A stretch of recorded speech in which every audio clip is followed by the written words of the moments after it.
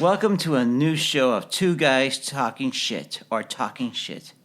I'm going to call my co-host Dan Nolan. Here's Dan. Let's try to get him.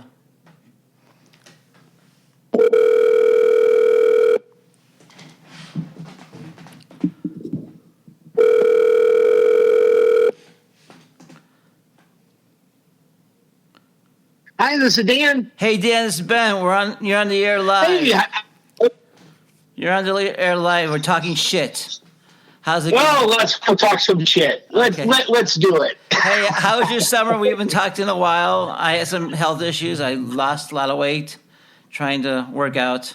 How you doing, my friend? No, you didn't lose it. You transferred it over to me. I got my COVID belly still, and Oh my God. it's starting to look a little bit bigger than it was during COVID. So, I think I need to cut my grass maybe a little bit more. Maybe I need exercise or something. I'm just feeling like I've been in the chair too long. I understand that. I was pre-diabetic. So I was close to becoming a diabetic or pre-diabetic, my doctor said.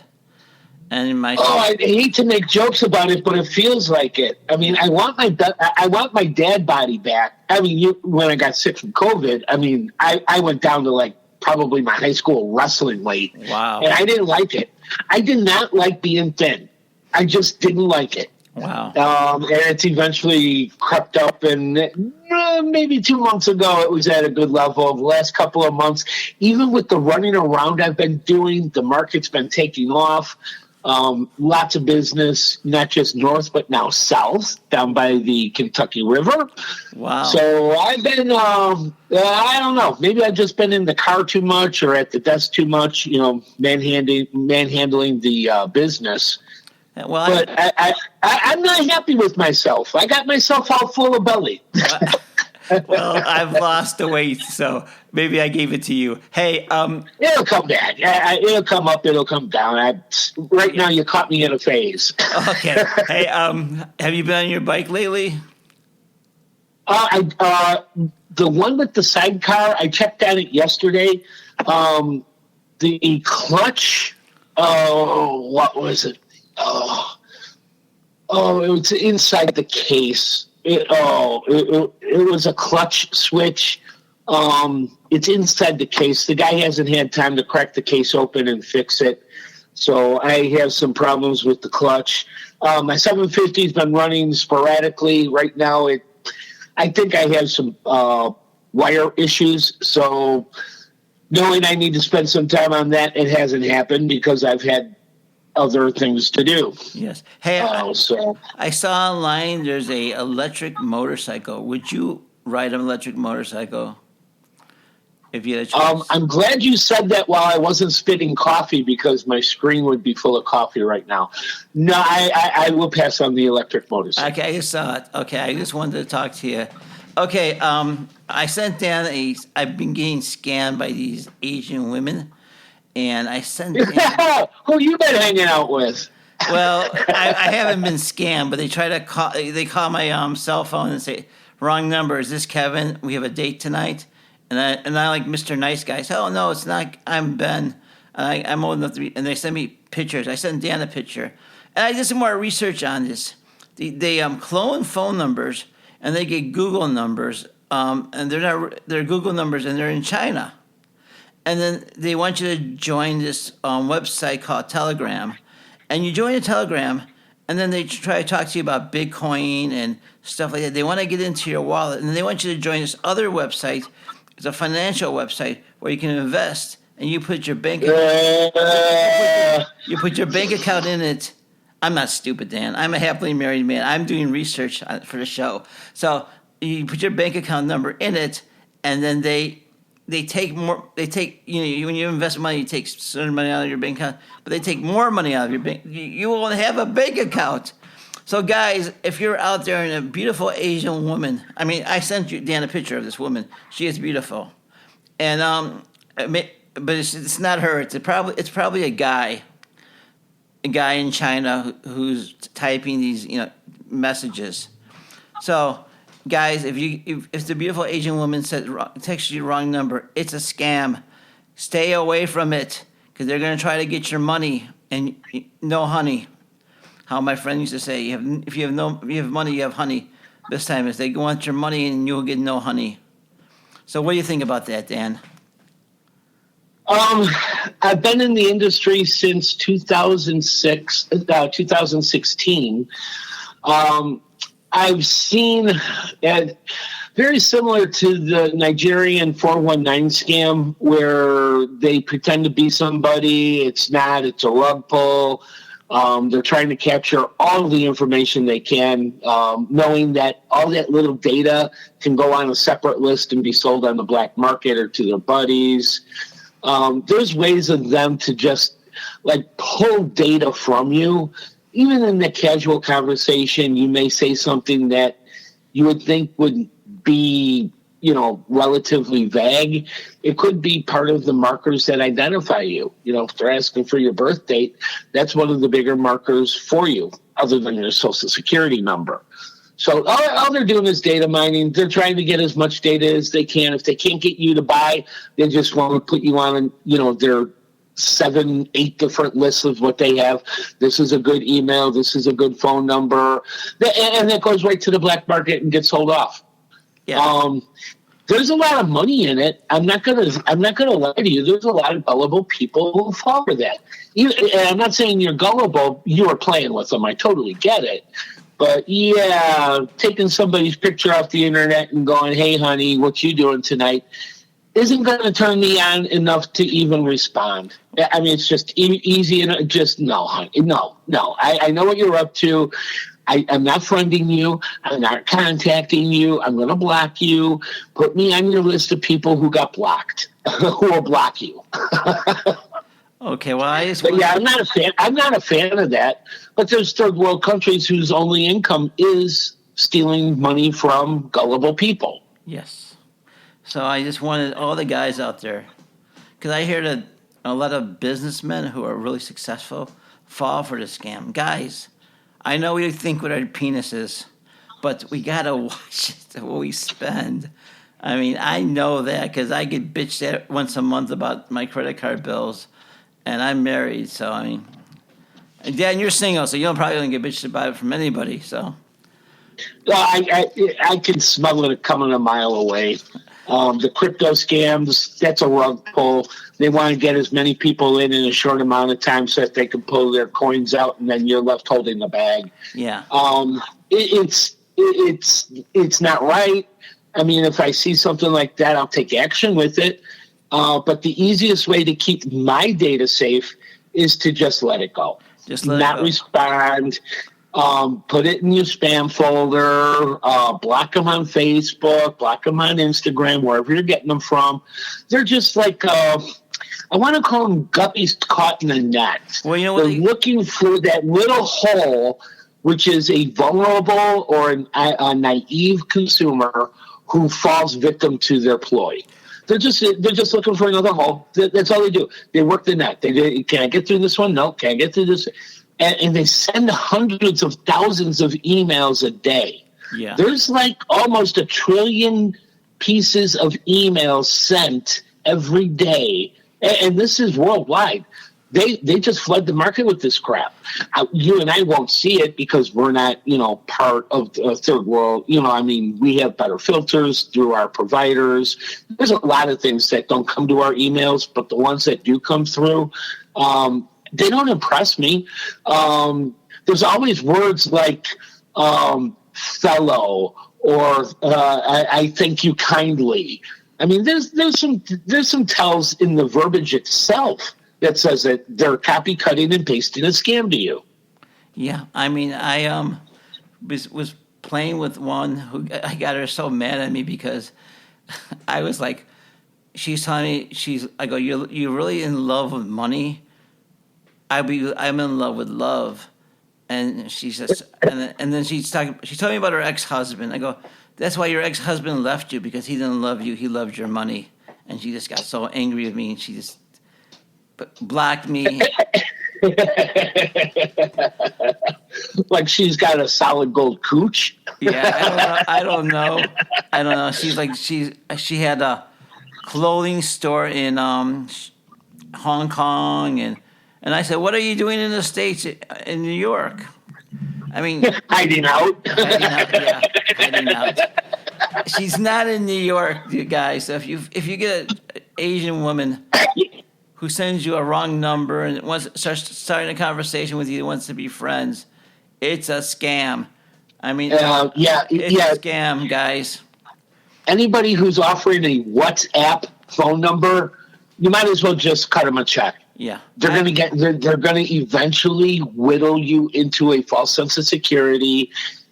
Just don't even play with these guys. It's like that old movie called War Games. The only way to win is not to play. I agree with you. Well, I'm done playing. I was doing this research on the story, and I wanted to talk about it because I'm a guy, and I'm fall for a attractive face. Well, I'm an ass man, really. If I see a nice ass, I look at it.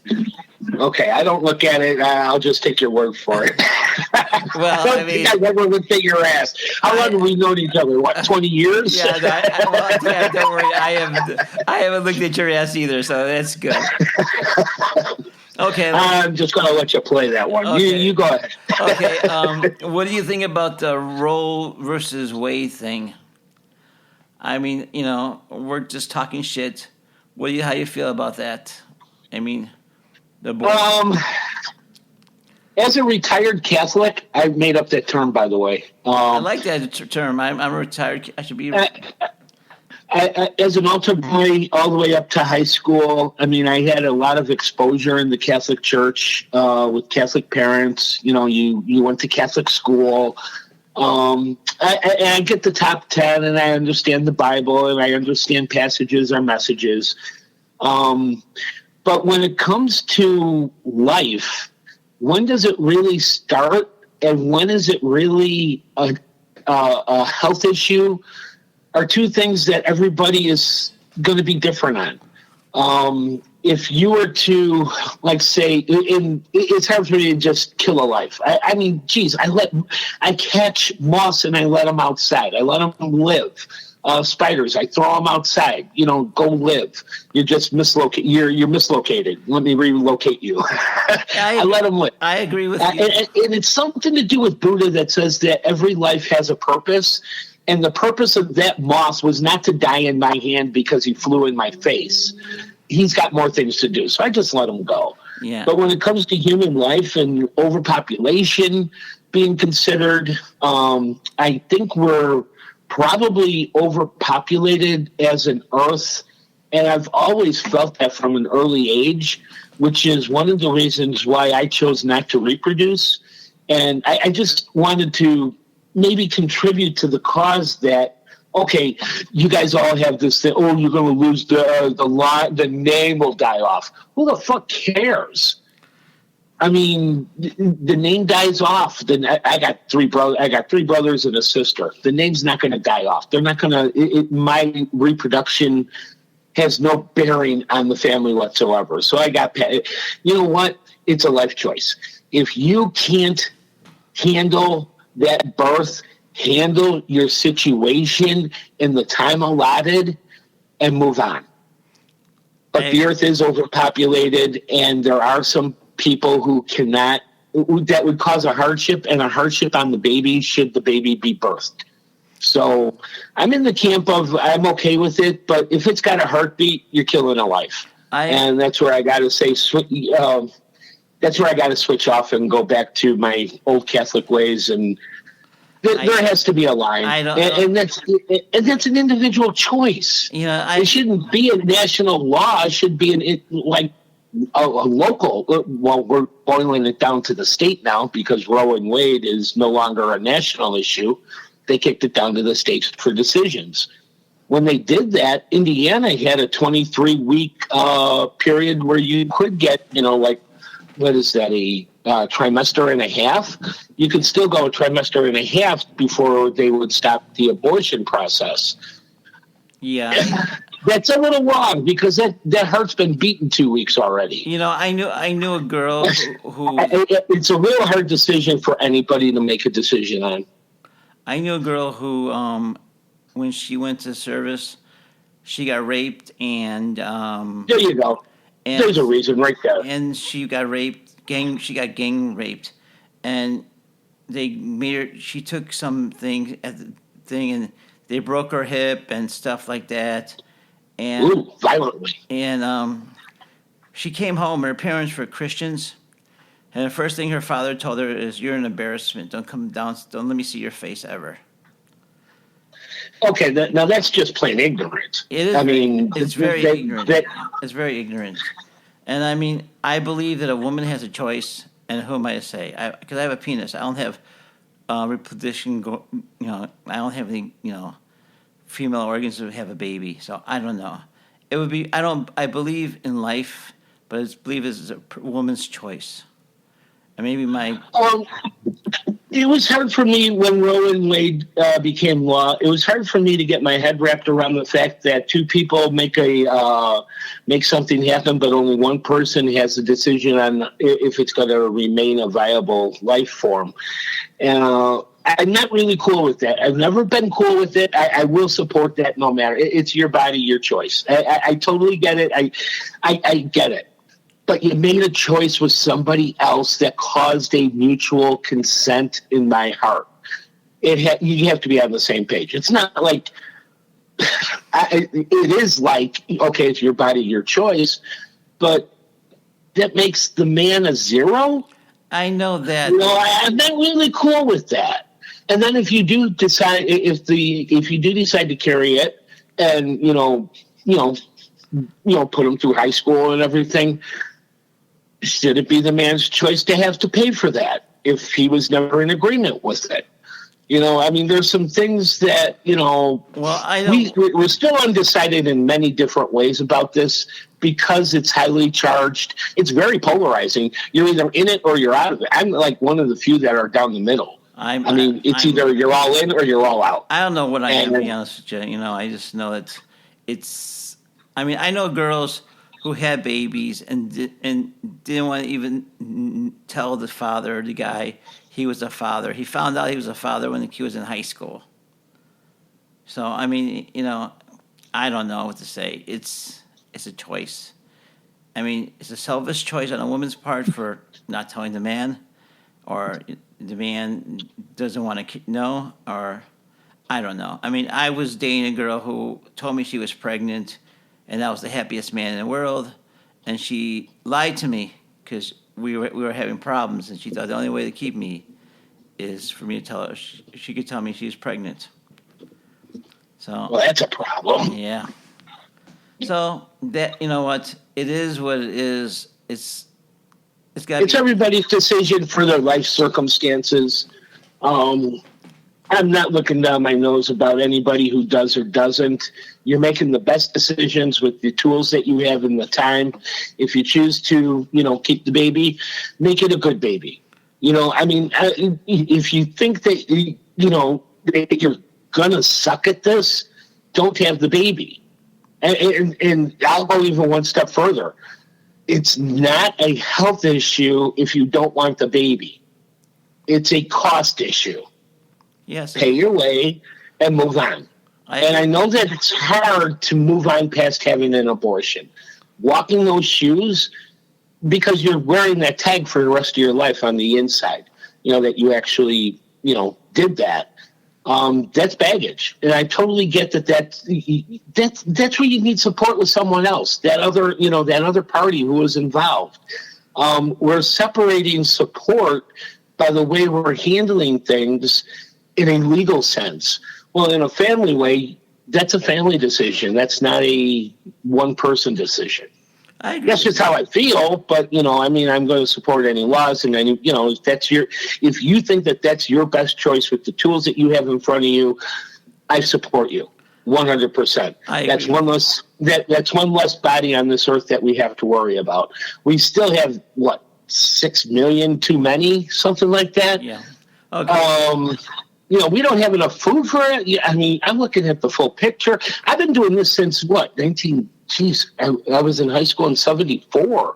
I graduated. I'm looking at 30 years of not really getting why this isn't fair. Well, that's all it is. It's just not fair. When I was in high school, we had a saying, keep a rocket in your pocket. And that was our saying. We were Rocketeers.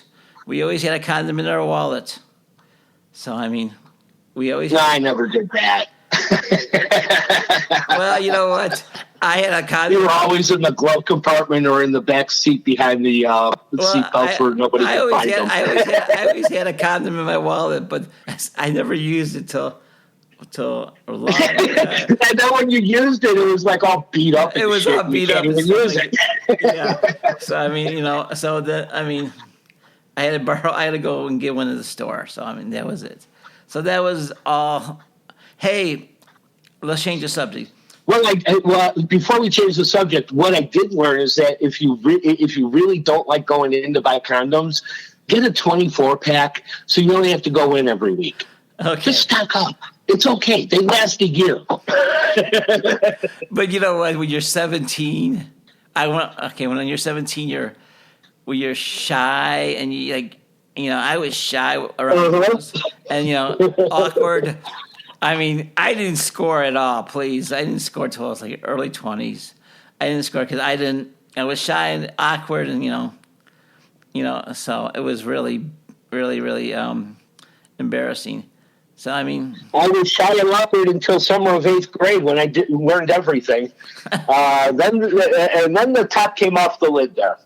Oh my goodness gracious! Summer of 8th grade was my breakout year.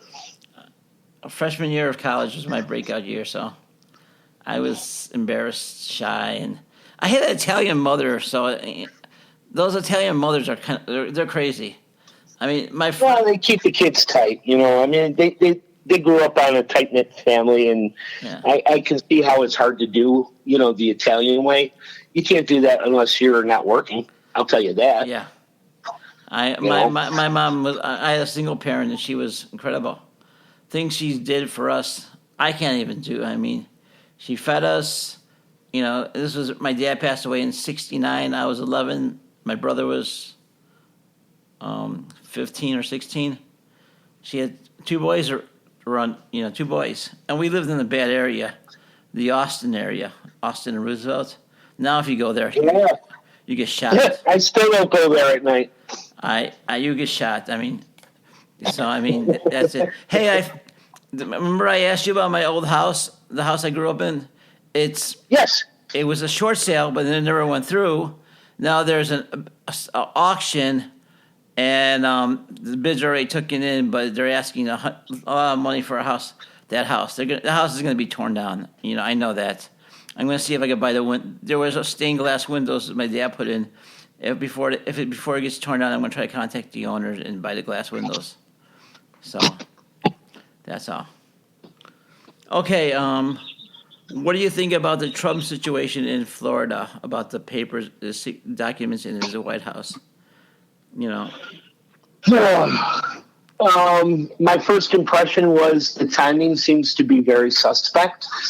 They're dragging their feet on everything that they want to, I want to say enact against Trump. I do know that Trump was very lazy about some things. Having the documents the way he did was very lazy. Trump is known to keep, like a clean contract. Everything is well worded. It's specifically worded to benefit him. It was all designed about him. But when it comes to and just Mar-a-Lago, just the documents and everything, that's just sloppy work. And when I voted for him, I knew it wasn't going. He was going to screw this up, but I thought that he might screw it up with pissing off foreign leaders in foreign countries by just popping off. But I also knew that they were going to get him on something else, probably the taxes, because he never coughed them up. So it's like he's got something to hide, and they're going to find it. Yeah. So I'm not surprised. I'm not surprised either. I expected trouble for him. But we needed a shit kicker at the time. He was the only shit kicker who would step up. Yeah, I know, but with the COVID thing, he didn't step up. I mean, if Trump said to everybody, wear masks, we have a COVID coming around, listen to your doctors, just stay away from people, follow CAC, the rules and regulations, and you'll be fine. He didn't say that. And that's one, that was one of the reasons why I got turned off. You know what I mean? I lost a family from COVID. So it was fucked up from the jump. Yeah. Sick people stay home, not well people. Yeah, I mean, wear masks. Wear masks. Honestly, testing. The testing came last. Yeah. The testing should have come first. You're not allowed in until you pull a positive that's dated within the last 24 hours. Yeah. Something like that. Where you're going to have to show that you can interact with others. Yes. That's the only way. But sending people home who are healthy and have families and obligation, they're trying to meet their financial goals, and now you're setting them back. I wasn't a fan of having well people stay home. I thought that was ass backwards from the get. I mean, I think that's true, but I mean, there's a lot of people. Like my wife lost a lot of customers in her business. She had 2 ladies working for her cleaning business. Now she has 1 person, and she's piled up with customers. She didn't work for over a year. I mean, my paychecks covered the house. So I mean, it's everything. We just panicked too much, and we should have got testing. Had talked to common sense, but he should have promoted testing. He should have promoted, wearing masks and staying 6 feet away, not saying don't wear a mask. Wear a mask. It was too late. By the time all the tests rolled out, it was too late. It was already an epidemic in America. Yeah. As soon as we saw it coming, we're supposed to have a plan. From what I understand, Obama had a updated plan and left it for Trump to carry out if he never updated it, and Trump never never saw it or never used it. It's one of the two. I'm trying to be fair, but it started like in Wuhan, and they knew it right away. Fauci knew it because he was involved with that lab. He knew what was coming our way. The real shame is that man is not in jail. I don't know. I can't say. It's between him and God. I can't say about anything about that because I don't know nothing about it. So if that's what else do you? Well, it turned out to kill as many people as the flu used to. I could kill. So I don't know. My brother-in-law Mike passed away from COVID, and I could have been the flu too. Yeah, I didn't even see him. I didn't even see any of my family for almost 2 years. I talked to him on the phone, and that was it. I did talk to them on the phone. So you say it like it's a bad thing. I mean, my mom's in Arizona. She's just far enough away. Well, you know what? My mother's not with us, but she'd be sticking her nose in my business as it is. Italian mothers. Well, you're Irish, so it's like all my buddies are Irish, and the Irish guys. Oh my God, I've drank with the best of them. Couldn't walk, and they could. I don't know how. Yeah, lots of yelling. Yeah, but Irish women are. I fell in love with an Irish woman, and she could have been. When she was pissed, she could have been cold as hell. And when we broke up, she was cold as hell. To this day, I hear she still hates me, but that's okay. Life goes on. So, any other news? Any other news? I was in the press pit for Night Ranger down at the Kentucky State Fair last week. How was that? Saw that they were at this. I was just happened to see something. I was working. I have a new office area down south, down by the river. I should get a van so I have a place to stay. Now that I said it that way. The Chris Farley joke, by the river. I was just in a neighborhood called Farley yesterday. There's a neighborhood called Farley out here in Indianapolis. I was down by the river. Basically, it was close to New Albany. The last city before you get out of Indiana would be New Albany, and then the next town after you cross the bridge would be Kentucky. So I was down there because I was going to the Kentucky State Fair. Straight drive from my house. It was like I-65 south to the State Fair, make a left. To go home, turn right, go down I-65, and then and I'm right off I-65. I mean, I really like the idea of going south, especially with this fall season and the colors changing. It's a different frickin' world down there. Now, I was also up in a city called Albion, which is close to the Michigan border. I have a closing next week up north, and that's deep in the heart of Amish country. I mean, I have been on both sides of the needle on this thing, learning the Amish and how they conduct life is they still have horse and buggy, yet they still do crypto on their on their cell phones. What? So it's not like it's like pick and choose which one you want, guys. You know, Yeah. the culture has changed a lot. It's no longer what you would think. They have incorporated a lot of technology. Let's see. Next week, Jim Irsay and the band Collection is going to be at the Lucas Oil Stadium. I got a press request for that one. Ann Wilson is the headliner for the band, and Jim Irsay is one of the players he owns the Colts. He's been collecting guitars and rock and roll memorabilia for 30 years, and he's bringing out all his good stuff, including Jerry Garcia's Tiger guitar. He has a Prince guitar, the yellow Prince guitar. He's bringing out a bunch of hardware. Ringo's original drum kit on Ed Sullivan. He's going to have that, well, obviously separated from the crowd notes, but you get a chance to see it. Wow. I'm going. Whether I get my pass press authorized or not, I don't care. I'm going. What? I'm going to make a full report out of it. I think you should tape it so our listeners, our thousands of podcast listeners, could hear it. And before I forget, we have a group page on Facebook. So if you want to put anything on Facebook, Two Guys Talking Shit, I'm going to change it. It's called Talking Shit, and that's it. Send me the link when you're done. Okay. I'll play. Send me the link. Okay, and that's really it. I mean, I see the time. We've been on the air for 35 minutes. So. Oh, shit. Get the editor out.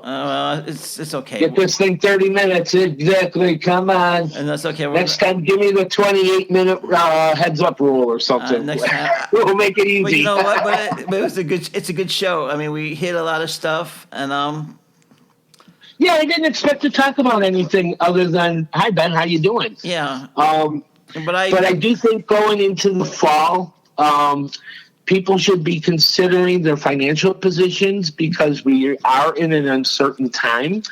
And I'm going to speak like a business instead of like a person because people don't think like businesses. When you have a business, you always put money away in a reserve account. A reserve account is money that you will need in the future that you already know is coming. You know, like 2 months or 3 months worth of rent or $600 a month in utilities. You should be starting to store that money at this time. And I would be paring back on any frill purchases just to keep your powder dry because we really don't know what's going to happen after December or if things change in Russia or China. China with their defaults, their mortgage default. China makes people take a full price loan on something not built yet. When it's built, it's then delivered, and that's how they close their real estate. And that's ass backwards to me. I want to see what I'm getting for my money. That's not how China runs their economy. It's from the top down that it goes that way. And I'm not a fan of purchasing property that way. No, me either. But yeah, there's a lot of people pissed off that these contractors ran out of money and they still owe on the loan on a building that's probably not going to be completed. Wow. I'd be pissed. I would be Yeah, I pissed. don't like that.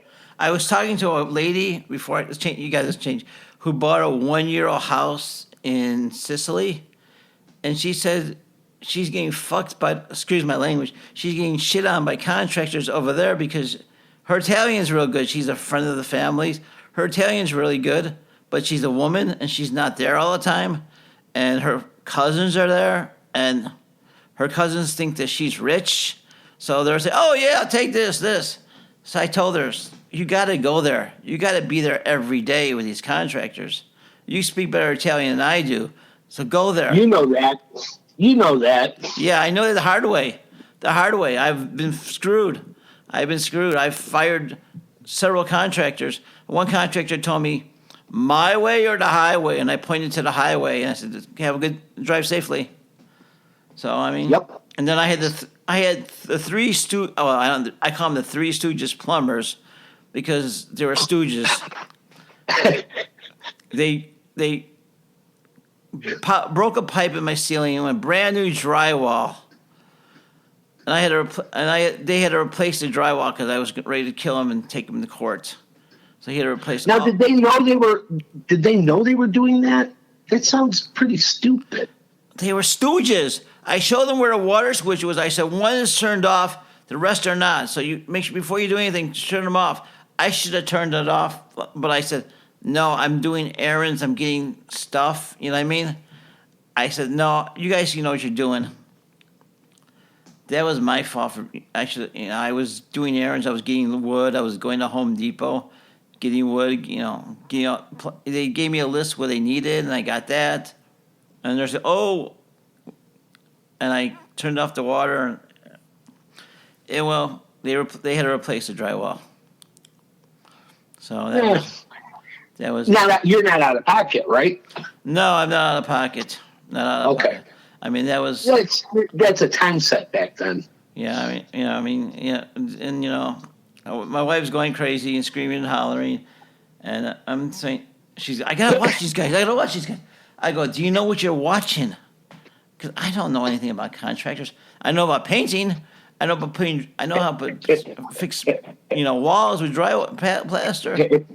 I know how to put blue tape down. Yeah. That's what I know how to do. And I wanted everybody, before I forget, everybody to put a blue light in their house to support the people of the Ukraine, and send it to our Facebook page group. And we got to support the people in Ukraine, but those guys are kicking ass. The Russians, how I hear. So I don't know. Good job, Ukraine. I think Russia underestimated the power that they actually wield, and Ukraine, even though we didn't give them a whole lot of air power, has been very successful on the ground. Yeah, I know that Biden will not send planes.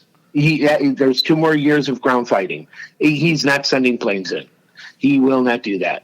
At a cost, if I was to stand back and look at the cost of doing that, that's probably the right move, because that money got dispersed in $1,200 checks across America. We can't afford to do that. Yes. We got $9 trillion to whittle down. No, we can't be going any deeper. I mean, I just think that the Ukraine, God bless you people, kick some more ass. That's all I can say. We've been on the air for 40 minutes. So do you have anything else to say, or should we cut it off early? No, I think everybody should just live life the best you can. I know it's weird times. I know it's going to pass, but I don't know how long it will take, and I don't know how deep it will go. But I'm not the only one who feels like we're just at the tipping point of either we're out of this thing and we can all move on, or we're about to take a deep dive. And that deep dive doesn't look like 2008. It looks like 2008 on steroids. How's the market doing? Before I forget, how's the real estate market doing? Nationally, foot traffic is down 18%. I just looked at the stats this morning. Here in the area, Chicago, we're down at 5%, and Indianapolis 4%. So we still have a heavy traffic load going through the homes.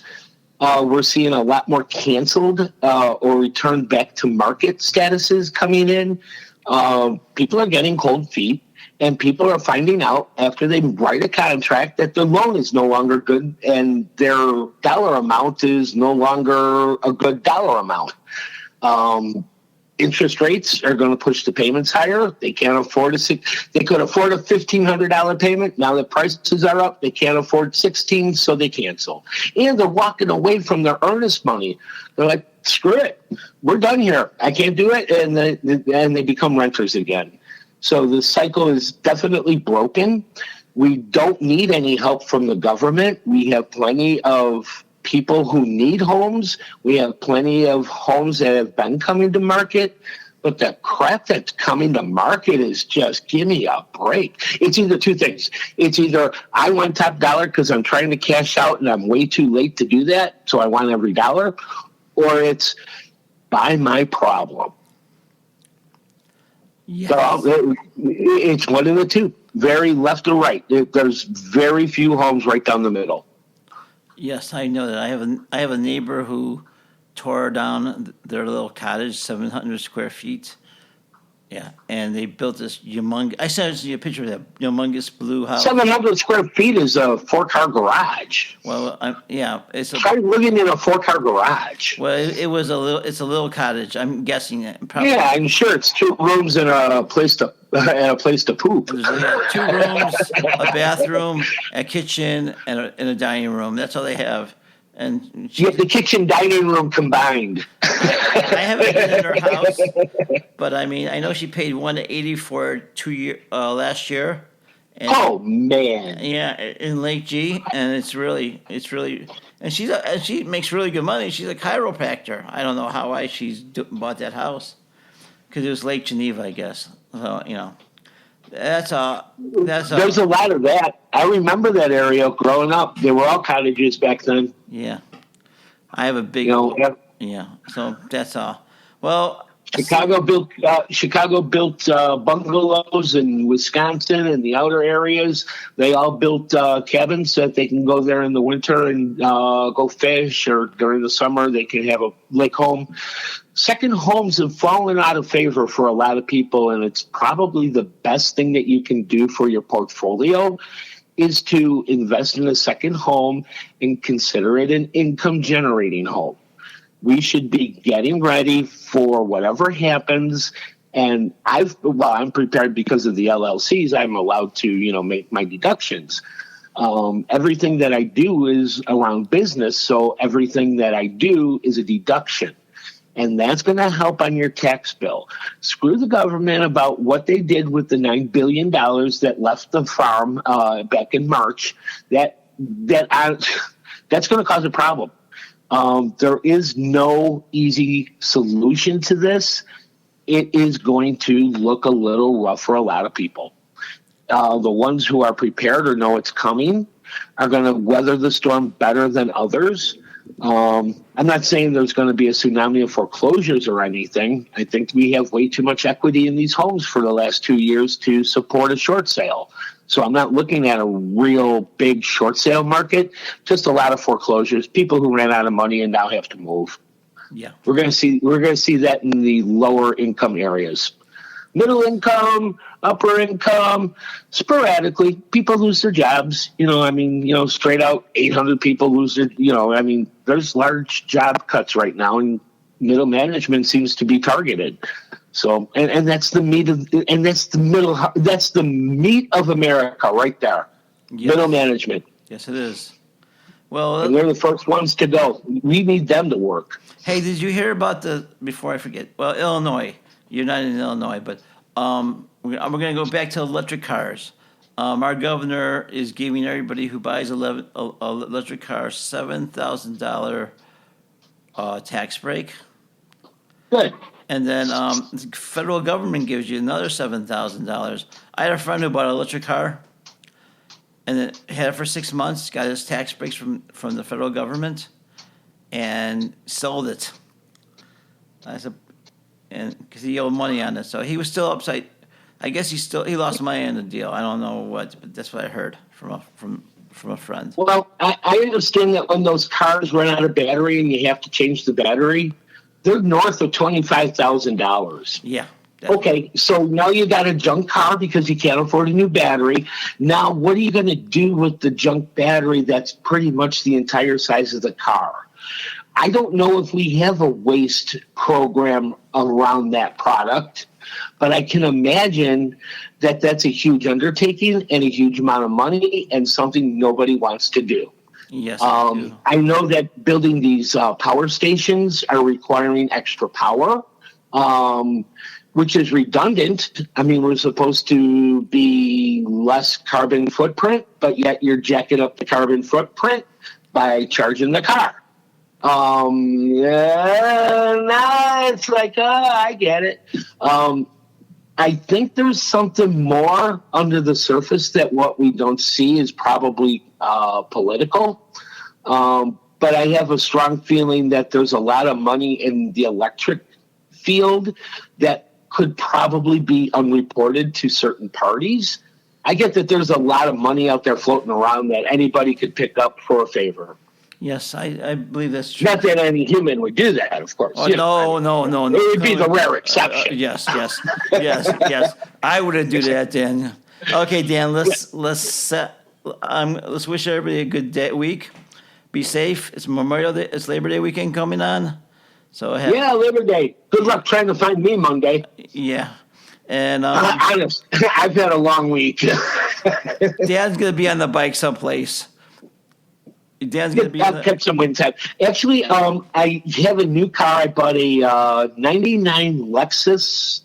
It has a hatch. It has a middle seat. It's no longer. You know, I've been buying these 4 doors for work and everything. I went a little bit bigger. I got a Lexus. And me and the dogs are going to have a doggy day out on Monday. Good for you. The phone will be turned off unless I have a 911 emergency from the office. And I told them to take Monday off because they're not going to be able to find me, not to get in any trouble over the weekend. So that should work. Okay. Well, I got a good crew, but Monday... Let's turn off the switch. As a matter of fact, I found a recipe for St. Louis ribs, which are on sale at Kroger this week, with this amazing sounding sauce that you can make out of the spices that are in your cabinet already. I'm thinking about not only doing it, but posting it and sharing it. The way it was written, you can't stop yourself. If you're going to be barbecuing with friends, I have the recipe for you, and I haven't even tried it yet. I can't wait to try it. Okay, well, time on the clock, and I'm going to let you go, my friend. Be safe. Alrighty. Yeah, let's do this again soon. Be safe. Bye. I promise. Bye now. Okay, everybody have a good day.